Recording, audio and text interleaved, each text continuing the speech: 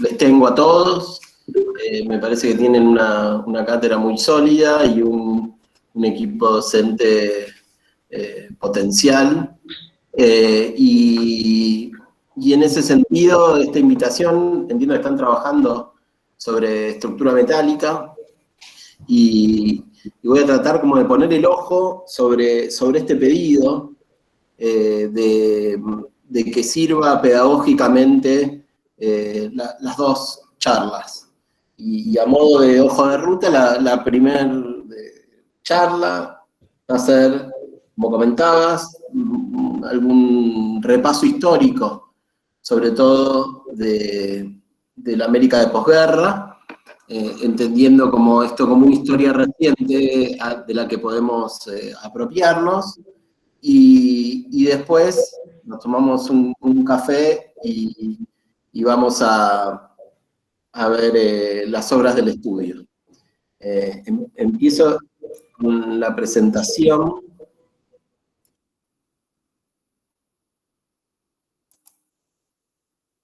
A ver.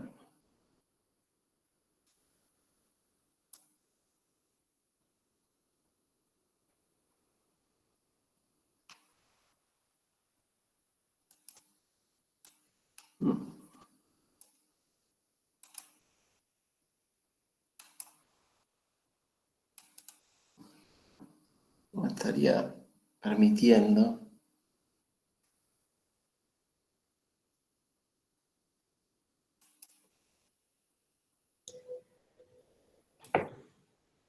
Presentar ahora, ¿no? Sí, presentar ahora, pero pongo toda la pantalla y no me permite. Dice, Chrome quiere compartir el contenido de la pantalla mía. Compartir, no me abre el cartel de compartir. Perdón, debes seleccionar el cuadro donde te muestra la pantalla. Selecciona la pantalla, ahí te habilita. Perfecto, ahora ven mi pantalla, ¿no? Sí, se ve.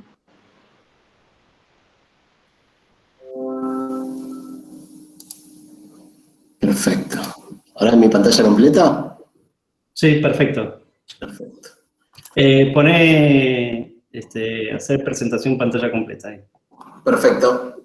Bueno, ahí estamos. Perdón, estos inconvenientes técnicos superados. Comenzamos. Bueno, un poco esta primera parte me parecía como interesante compartir cierta preocupación o estudio sobre lo que yo entiendo que es el desarrollo de las estructuras, sobre todo de los sistemas de estructuras metálicos en la posguerra americana.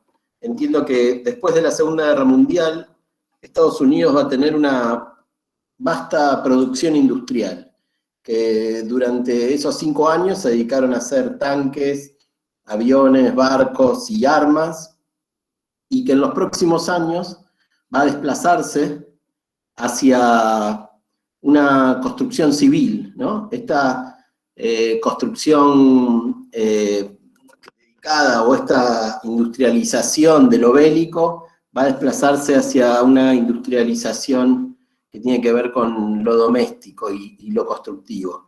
Claramente este montaje de Herbert Matter del 44 demuestra esta situación de claramente la producción industrial, ¿no? La producción en masa en función a lo bélico, y cómo después de terminada la guerra, esta producción ociosa va a encontrar lugar en otras áreas.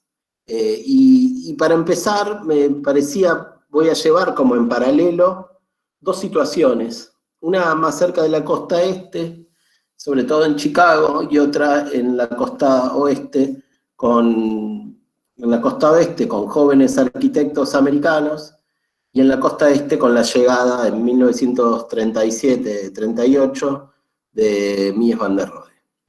Mies va a venir de Alemania y no va a ir a cualquier ciudad, sino hay que entender que Mies va a llegar a Chicago, y Chicago ya va a tener una cultura desarrollada sobre estructuras metálicas y sobre todo va a estar muy intrínseco en su ciudad el desarrollo de estos edificios en altura, de la estructura lineal y de puntos y de los montajes, a diferencia de otras ciudades, ¿no? Va a ser Chicago, claramente, es un innovador en este tipo de estructuras y tiene las herramientas para poder desarrollarlo. Martín, perdón que interrumpa, ¿podría presionar donde dice ocultar la barra de Google? Perdón. Gracias. Sí. Y entiendo entonces que si entendemos que este es el punto de partida de Mies en Chicago, sobre todo el desarrollo de las obras de Baron Genet o de Alder y Sullivan, Mies va a desarrollar en función de esto una serie de tipologías, ¿no? Un poco en función de esto de construir el sistema, o de lógicas de un sistema. Es decir, y me interesa esta división de edificios tipológicos o de sistemas, un poco como lo indica Carter en su libro Outwork, la versión de las torres, la versión de los edificios en trama de 2 plantas, y la versión de los grandes pabellones de planta libre, ¿no?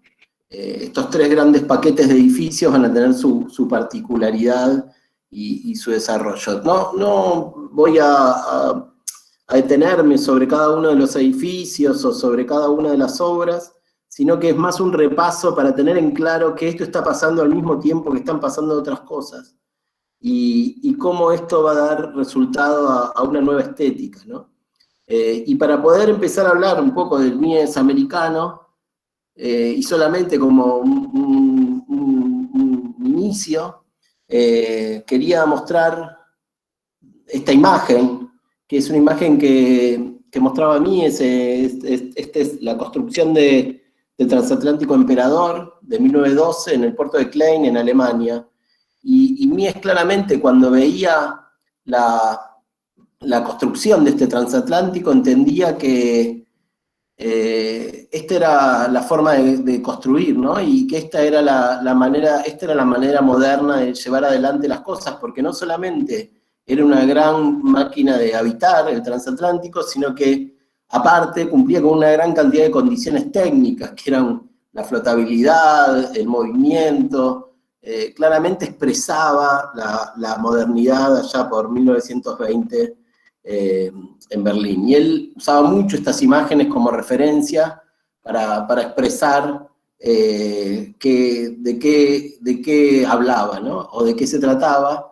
Y en función de esto él va a escribir este manifiesto, que es el Manifiesto Construir, en 1923, que decía: no sabemos de ningún problema formal, solo de problemas constructivos. La forma no es la meta, sino el resultado de nuestro trabajo.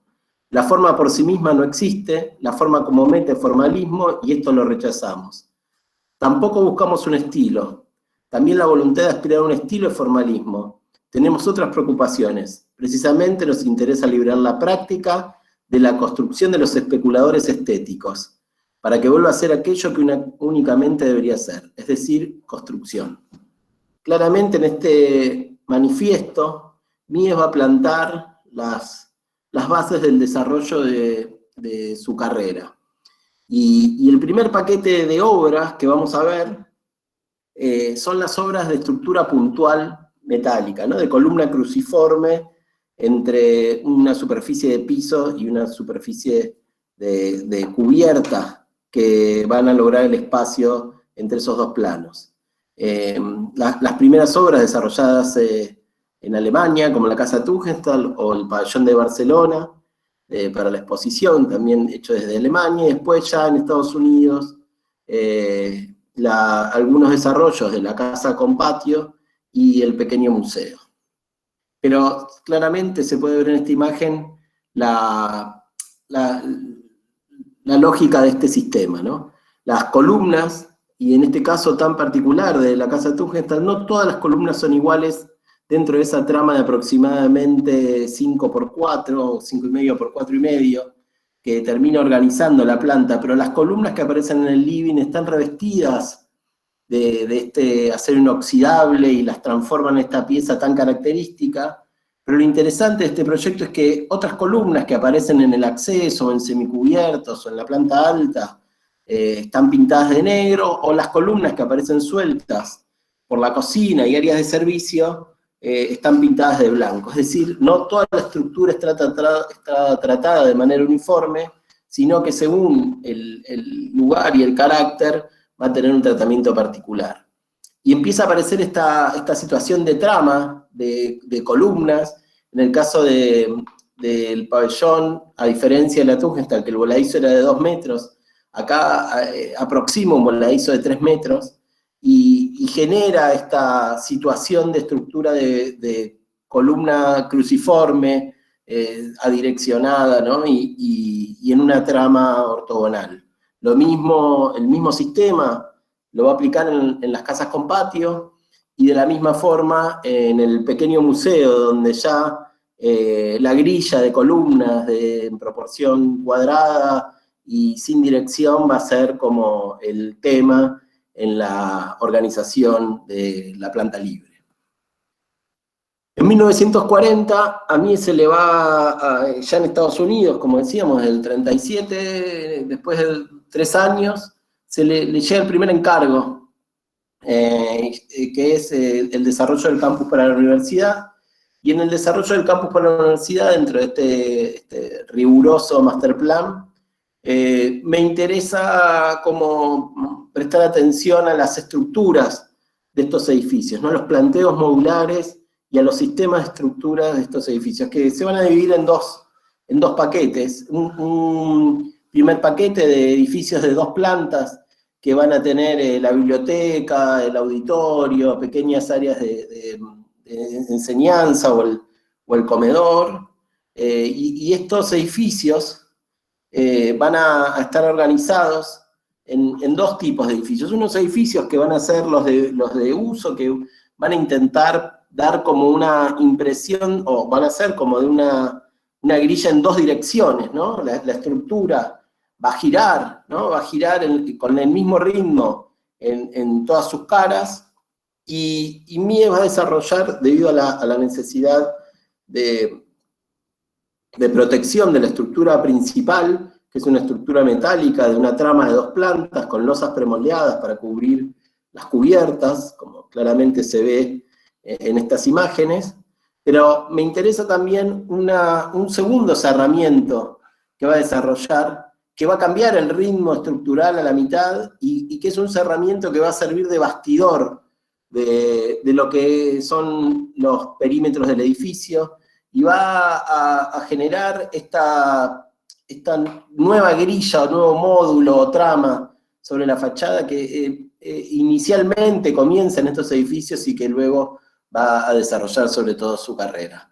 Acá claramente se ve la diferenciación entre la estructura de bastidores que van a recibir carpinterías, vidrios o paneles de cerramiento de ladrillo, y la estructura principal. También el detalle de borde, en donde la estructura de cerramiento no llega a tocar el piso, sino que queda sobre un zócalo perimetral, a diferencia de lo que es la estructura principal, que sí apoya sobre unas platabandas que sirven de fundación en estas losas continuas.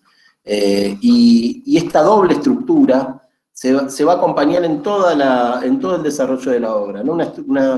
Una estructura de perímetro y una estructura resistente. Y a la vez la oportunidad de girar con la misma, como veíamos en las fotos iniciales, con la misma trama sobre las 2 caras. Y este es el resultado final de la expresión de esa segunda grilla de cerramiento, con la flexibilidad de poder cerrar con mampostería, con carpinterías, con paneles de abril, paneles fijos, ¿no? Mientras que la estructura resistente, cada 2 módulos aparece en un segundo plano.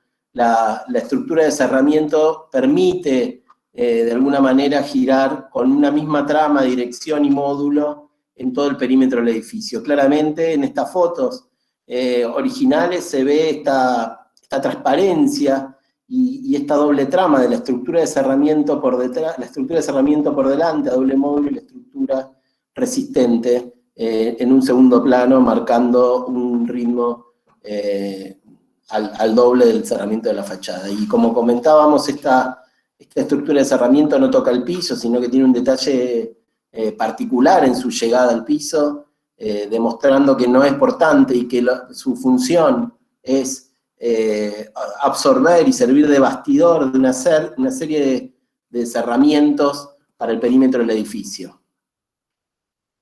Otro tipo de propuestas de estos edificios son los edificios de laboratorios.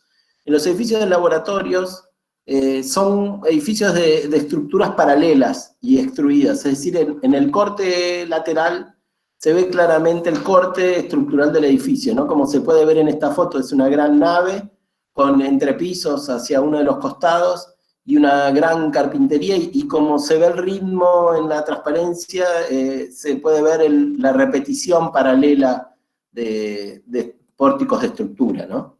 Como en esta foto claramente se nota este pequeño cambio de sección de carpinterías, marca el ritmo y la distancia entre cada uno de estos pórticos direccionados, a diferencia de los edificios que veíamos antes, donde Mies decide con la segunda piel de cerramiento no marcar una dirección sobre el edificio y sus proporciones. Acá claramente en estos edificios que son extruidos, ¿no? Donde se puede leer perfectamente cuál es el corte estructural sobre la fachada, demuestra cómo está conformado el espacio interior. A diferencia de lo que veíamos en los otros pabellones, la estructura puesta en forma perpendicular a la fachada también le va a permitir como la uniformidad sobre las caras largas y la composición sobre las caras cortas, ¿no?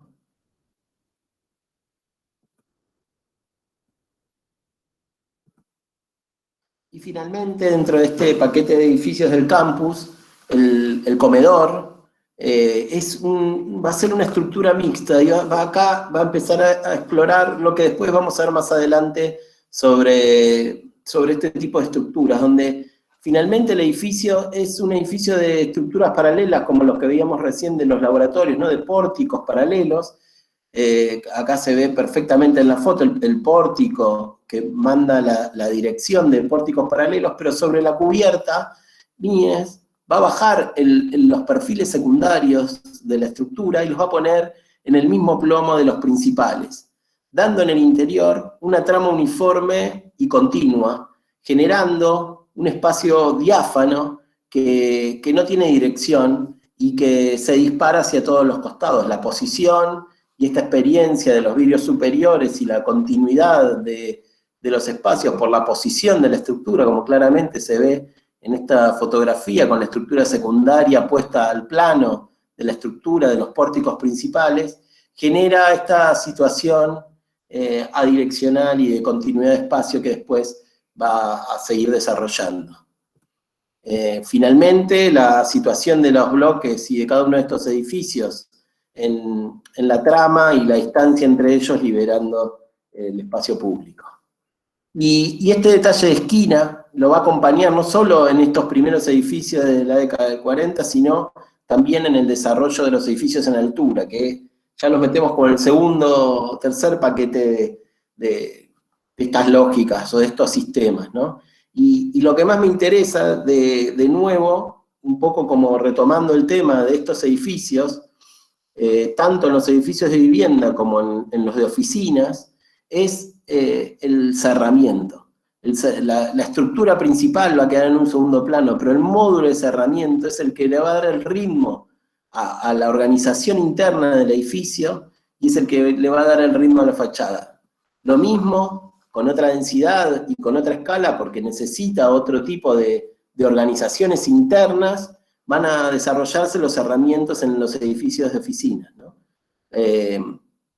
Es así que estos estos edificios van a tener de nuevo una doble trama, la trama de la estructura, que tiene un módulo y una proporción y que está recubierta por protección de incendios y con unas condiciones de luz y de distancia, y una segunda trama, que es la trama de la fachada, que de posterior a estos edificios deben ser los detalles más repetidos en la historia de la arquitectura, ¿no? Los verdaderos muros cortina, como se ve industrializados, armados en taller, directamente el panel completo por piso, que podría ser, como vamos a ver posteriormente, parte de una pequeña vivienda. Este módulo que va a desarrollar de cerramiento y estructura, que es el que finalmente le va, claramente acá se ve la estructura principal y la estructura del cerramiento, claramente es el que va a terminar dando la conformación de textura y de densidad y de superficie anónima, ¿no? Y de esta cosa genérica de edificio internacional, como se llama, de piel y de envolvente, de cerramiento continuo para todas las caras. Me interesan mucho estas imágenes de estructura y cerramiento, ¿no? Y de ese panel de cerramiento desarrollado y con pequeños cambios, con pequeñas modificaciones, pero siempre con el mismo concepto del panel, hasta dónde avanza en un piso y en otro, o cada 2 pisos, o si es un piso y medio, a dónde llega según las diferentes tecnologías de los edificios, pero siempre como el cerramiento, que es el que termina dando el módulo y el ritmo, son estas estructuras metálicas preformadas en taller. Lo mismo con los edificios de oficinas, donde el módulo de la fachada es el que termina dando la organización interna y el tamaño de los vidrios. Y finalmente este paquete de edificios de grandes luces, o de estructuras sin apoyos, ¿no? Este es el montaje para el auditorio sobre esta foto magnífica de este taller para Ford, para proveer motores para los aviones en la Segunda Guerra, y esta estructura sin apoyos de 200 metros casi de lado, que permite a MIEF generar un lugar totalmente flexible en su interior para su montaje. Y estos grandes pabellones, estos grandes edificios donde la búsqueda es la planta flexible, la superficie continua, van a generar 2 situaciones. La primera situación es la estructura superior, la estructura por encima del plano de la cubierta interior, generando superficies continuas, casi como una cosa medieval, ¿no? De la estructura expuesta, como se ve claramente en el Crown Hall, que esta situación de la estructura superior permite la independencia total de la cubierta, que logra este efecto de flotación y de ligereza en el interior del espacio. Y de nuevo la solución para los perímetros con estas estructuras de cerramiento, ¿no? Finalmente el interior, el resultado, es incluso con el retiro sobre el cielo raso, esta sensación de no apoyos, ¿no? De ligero y de transparencia con el exterior, que tanto va a desarrollar y llevar adelante incluso en lo doméstico, como vamos a ver. Y esto lo va a explorar en varios edificios, tanto de perímetro, ¿no? Con las carpinterías a filo, retranqueadas, pero va generando galerías, como es en este caso, o como es en el supermercado, en el restaurante sobre la ruta, que con las grandes vigas, en este caso en la dirección más larga. Entonces van a ser unos grandes reticulados que van a permitir los voladizos hacia ambos lados, y dejando estas fotos son muy expresivas de esta situación de ligereza y de espacio continuo sin apoyos en el interior, ¿no? Para ir ya a programas más complejos en los auditorios. Y esta exploración sobre la estructura superior va a llevar finalmente a este último paquete de edificios, que son los de esquinas en voladizo, ¿no? Va a lograr retirar por la colaboración de los voladizos de cada uno de los lados, retirar las esquinas de cada uno de los vértices, retirar las columnas de los vértices y generar una situación aún mayor de ligereza, como se puede ver, esta es la planta para Bacardi, como se puede ver en varios de estos proyectos, construidos o no, que finalmente va a llevar adelante en la Galería Nacional, ¿no? Pero la estructura uniforme donde él unifica los voladizos posibles, colaborando entre los voladizos opuestos, aprovecha el momento de esta gran viga reticulada, de esta superficie plana reticulada, y permite liberar y sacar la columna de la esquina, ¿no? Ese efecto deseado. Me interesa cómo estas pequeños cambios o incorporaciones de situaciones espaciales tan particulares en donde cruza estructura resistente, tramas, recupera lo que veíamos al principio en el comedor, ¿no? De la doble trama continua sin dirección y la posición de las columnas.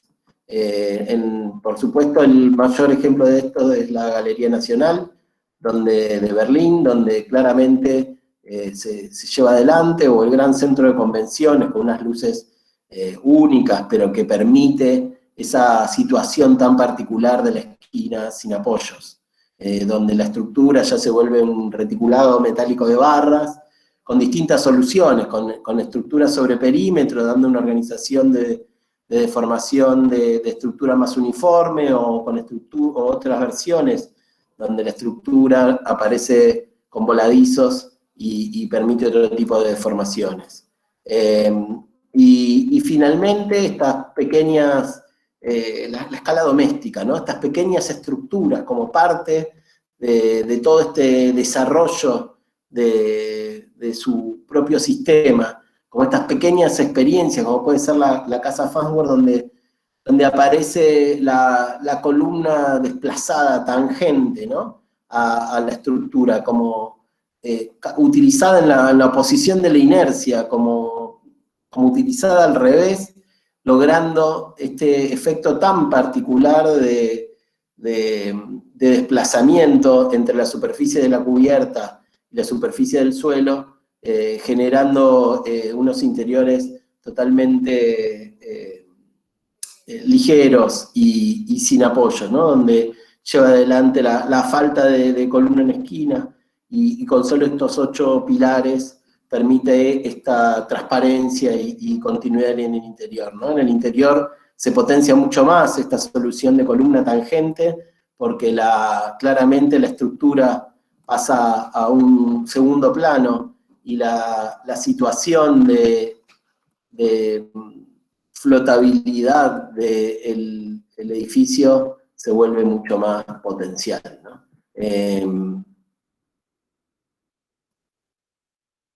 Lo mismo explica muy bien esto, ¿no? Como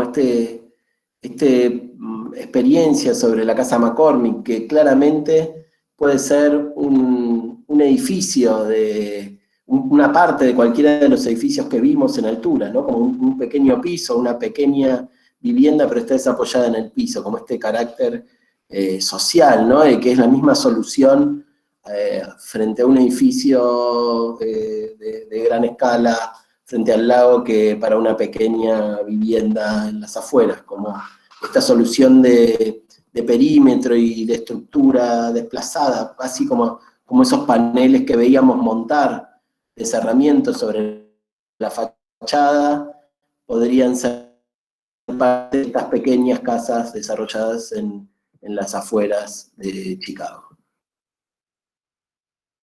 Bueno, y finalmente su experiencia de la casa 50x50, que un poco barre esta exploración sobre el desplazamiento de las columnas hacia los medios, posibilitando los voladizos en las esquinas, y las oportunidades que daba esta estructura genérica, sin dirección, de diferentes armados y conformaciones interiores, ¿no?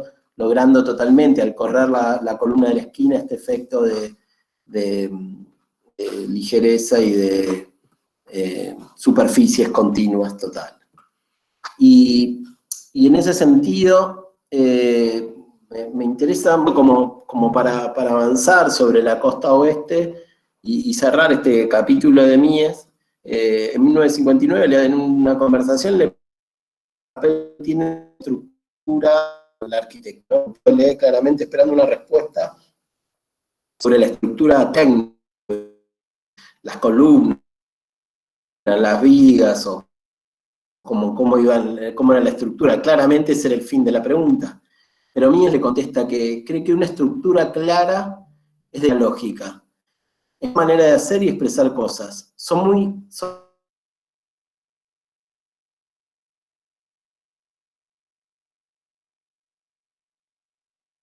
como una estructura lógica, de una estructura de pensamiento, y de qué se va a llevar adelante cada uno de los proyectos, ¿no? Como utiliza otra forma de entender la palabra estructura. Me parece como muy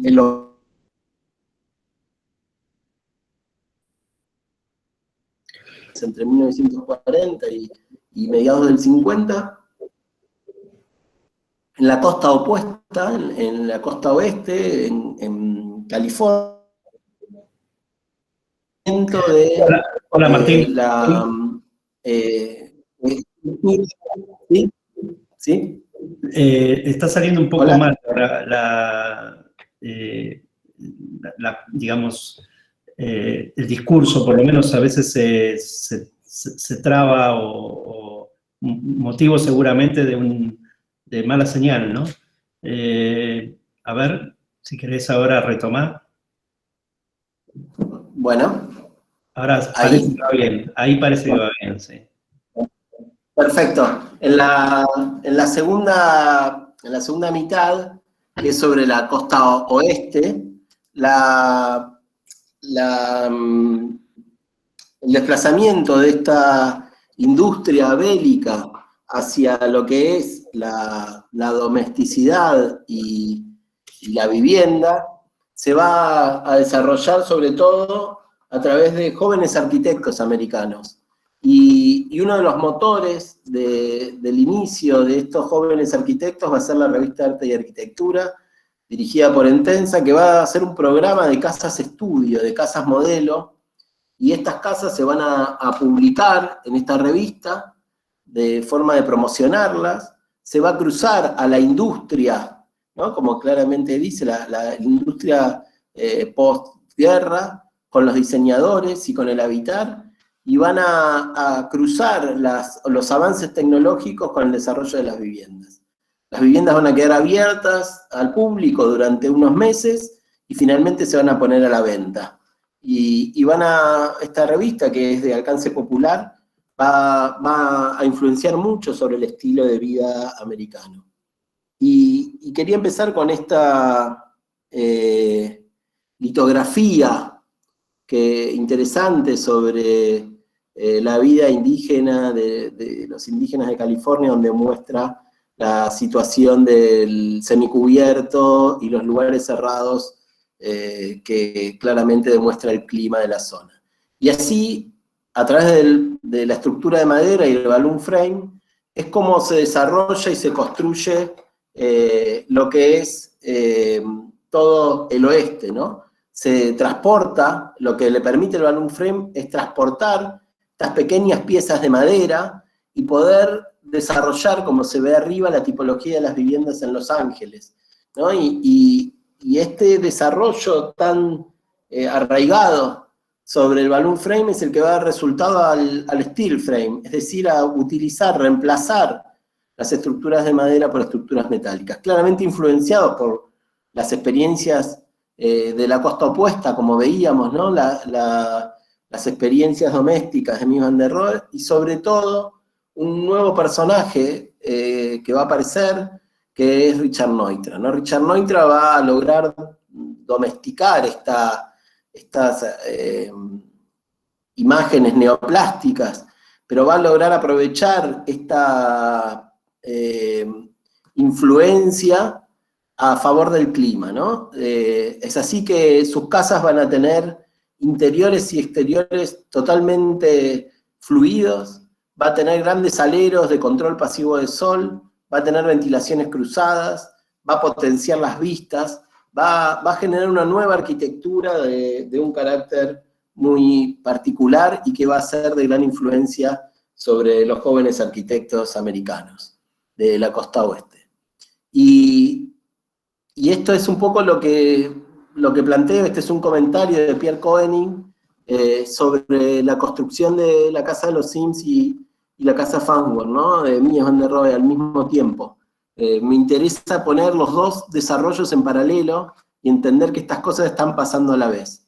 Dice, en la misma época en que Charles Sims estaba trabajando en su edificio en Palisades, según entiendo, es el mismo momento en que Mies van der Rohe estaba construyendo la casa Farnworth. Pasaban muchas cosas en Los Ángeles. En aquel momento había una gran excitación, la guerra había finalizado y todos éramos idealistas. Todos queríamos dar una respuesta al problema de la vivienda. La producción en masa estaba en sus inicios y se planteaban problemas sociales. ¿Y cómo era la casa de Charles and Ray Eames? Su casa, su proyecto original, tenía muchos puntos en común con el proyecto de 1934 para una casa en la montaña de Mies van der Rohe, que es el dibujo superior. En un lote muy particular, con vistas al mar, habían planteado la casa en forma perpendicular a una pendiente que tenía el terreno, y era una casa claramente un objeto suspendido en el aire, ¿no? Que les permitía como unas vistas largas y altas del paisaje, pero era como una casa de contemplación. En el mismo lote van a desarrollar esta, que era un modelo de casa estudio, van a desarrollar su propia casa, y van a desarrollar la casa del director de la revista, de Entensa, en un loteo próximo, con el mismo sistema constructivo ambas. Y ellos van a desarrollar, dibujar, hacer maquetas y fotografiar, hasta el extremo, el proyecto para su casa, que se va a ver interrumpido por la guerra en algún momento del inicio de obra. Y esta es la maqueta de la casa. Claramente es un proyecto de contemplación, de vistas separadas del suelo, de mirar por sobre, ¿no? Como esta situación tan particular de despegarse del piso. Y al mismo tiempo en que van a desarrollar este proyecto, también van a llevar adelante una serie de desarrollo de juegos para chicos, como es el de las cartas gigantes, que son unas cartas de cartón, con una serie de tajos, de una profundidad adecuada, y la carta tiene un cartón de una resistencia adecuada para que esos tajos puedan entrelazarse unos con otros, y según una serie de reglas, 5 o 6 reglas, van a permitir armar estructuras espaciales. ¿Y cuántas estructuras espaciales? Las que queden en la imaginación de los chicos, ¿no? En las que armen y desarmen las veces que se les ocurra, y armen y desarmen nuevas estructuras y nuevas posiciones en el espacio. De la misma forma también van a desarrollar este otro juguete, donde van a dar un paso más adelante, que se llama el juguete, donde dentro de una pequeña caja venían una serie de papeles con características de posibilidad de tensarse, y con una pequeña vaina en los perímetros, con unos sistemas de anclaje, que iban a permitir organizar esta vez estructuras mucho más espaciales, y también que pudieran armarse y desarmarse las veces que quisieran y en las formas que quisieran, aprovechando las virtudes de la triangulación, de las rótulas y de cada una de las piezas de esas pequeñas varillas y de esos papeles tensados. Y lo interesante es que de la misma forma en que encaraban este tipo de juegos, van a encarar finalmente el proyecto de su vivienda. Una vez comprado la totalidad de los materiales para hacer su vivienda, todos de catálogo, todos los elementos de la casa son de catálogo, estructuras muy pequeñas de perfiles del 10, y vigas reticuladas, con losas que servían para entrepisos metálicos de depósitos fabriles, cerramientos con el mismo carácter, es decir, entre estructura y cerramiento va a haber muy poca diferencia. Lo que van a hacer es, una vez que tienen definido totalmente y comprado todos los elementos estructurales y puestos a pie de obra, van a cambiar totalmente el proyecto y van a hacer un proyecto totalmente nuevo con las mismas piezas. Y este nuevo proyecto, a diferencia del anterior, va a posicionarse paralelo a los árboles y va a tener una exploración espacial, como se ve claramente ellos dentro de la estructura, ¿no? Esta posición de vivir la estructura y de estar dentro y cuál va a ser esta nueva situación espacial. Ya no es una cosa de contemplación, sino que el edificio toca el piso, se expande, sale hacia afuera y como comentaba, el edificio va a ser una experiencia de un kit de piezas reemplazables, de oportunidad de cambiar los cerramientos, de modificarlos en el tiempo y de poder poner diferentes tipos de cerramiento según las necesidades. Y el espacio interior va a transformarse esta vez en un gran espacio continuo de doble altura que va a servir a modo de showroom de sus objetos, claramente influenciados por su visita a la exposición de Mies en el MoMA. Como no hay muy pocos detalles constructivos o planos de obra, porque esta obra se hizo prácticamente con los detalles de catálogo, con las uniones de catálogo y con las piezas de catálogo que la conformaban. Y como se puede ver en las fotos, la estructura y el cerramiento se confunden en estas piezas tan pequeñas que permiten ese espacio continuo en el interior y flexible. Finalmente, la casa de Entenza, con el mismo sistema constructivo, pero de planta baja y desarrollada sobre el suelo, va a estar totalmente revestida y no expuesta a la estructura como en su proyecto, y va a tener un impacto mucho menor sobre el habitar, ¿no? Su casa, que claramente va a ser uno de los bisagras sobre el desarrollo del habitar en la arquitectura. Y sobre esto me interesa como desarrollar 3 arquitectos americanos jóvenes, o no tanto como Soriano, pero 3 arquitectos americanos que van a ser influyentes sobre la costa oeste. Y sobre todo Craig Ellwood, como puede contar en esta cita, dice: es la primera de mis casas en la que la arquitectura es una vigorosa expresión de la estructura. Vigas, pilares de acero, correas de unión y ángulos quedan a la vista para convertirse en parte integrante de la expresión arquitectónica.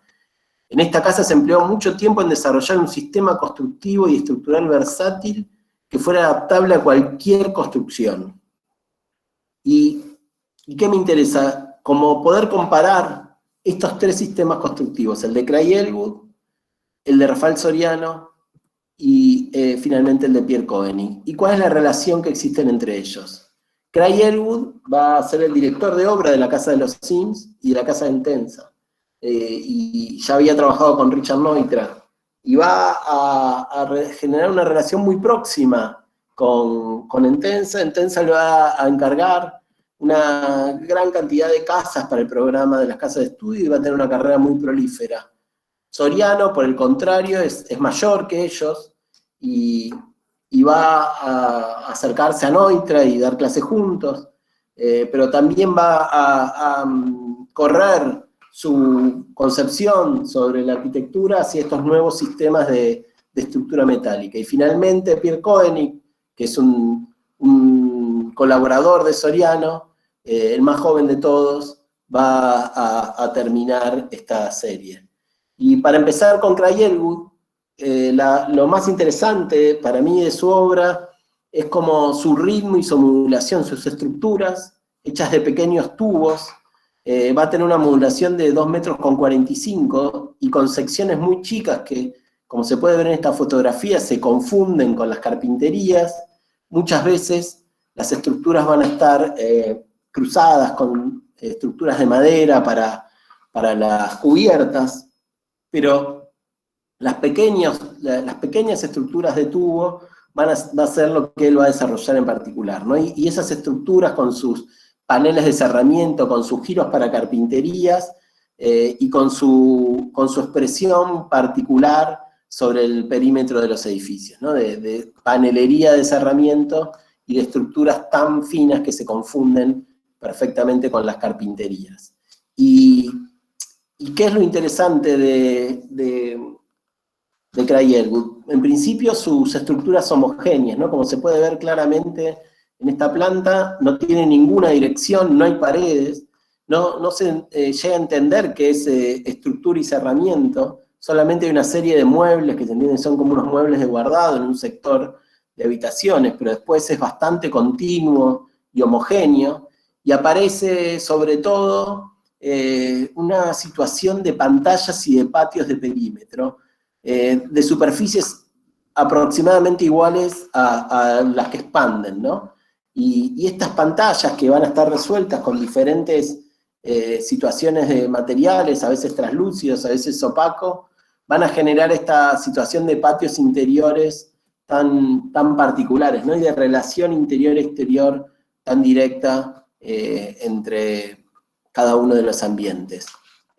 A diferencia, después Elwood va a acercarse más a Mies, incluso académicamente, y va a hacer una arquitectura mucho más próxima al Mies americano, ¿no? de perfilería normalizada. Por otro lado, Soriano va a desarrollar una estructura particular de columnas circulares con unos anclajes característicos para poder cruzarse con la perfilería de la cubierta. ¿Pero por qué va a usar estas columnas circulares? Porque no va a poner en el mismo plano las carpinterías y las columnas, sino que se van a desplazar, y él, a diferencia de Elwood, que arma los patios, en el perímetro exterior de las viviendas van a empezar a aparecer estos patios de luz dentro del interior de los perímetros de las casas. Y las carpinterías desplazadas de estas columnas circulares, que al ser circular van a reflejar de una manera muy particular, van a ser de aproximadamente 3,50 metros o más, como se puede ver claramente en esta imagen de aquí abajo, separada del perímetro y con un alero de protección, pero no llevando el ritmo de la estructura, sino potenciando estas nuevas tecnologías de grandes carpinterías corredizas. Realmente acá se puede ver en esta foto esta situación de las pequeñas columnas sosteniendo el alero, como en el dibujo inicial. Y en esta organización, la estructura desaparece, la casa finalmente termina siendo organizada por una serie de muebles que, según su posición, van a terminar conformando los diferentes espacios. Y como se puede ver claramente, la estructura independiente de los grandes paños de vidrio de carpinterías corredizas van a ser los que van a caracterizar la obra, al igual que la apertura de estos patios en los perímetros interiores de las viviendas, que van a generar una situación de iluminación tan particular.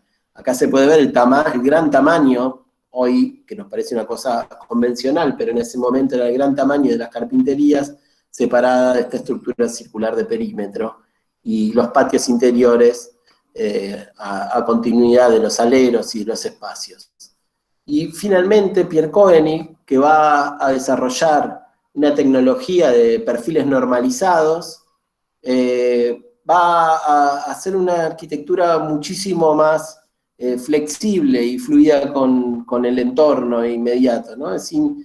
Claramente en esta vivienda el interior y el exterior se funden totalmente, va a estar influenciado por todos los otros arquitectos jóvenes americanos, pero entiendo que va a lograr esta situación tan diferencial y tan característica de aprovechar el clima, aprovechar el lugar, las vistas y el tiempo libre.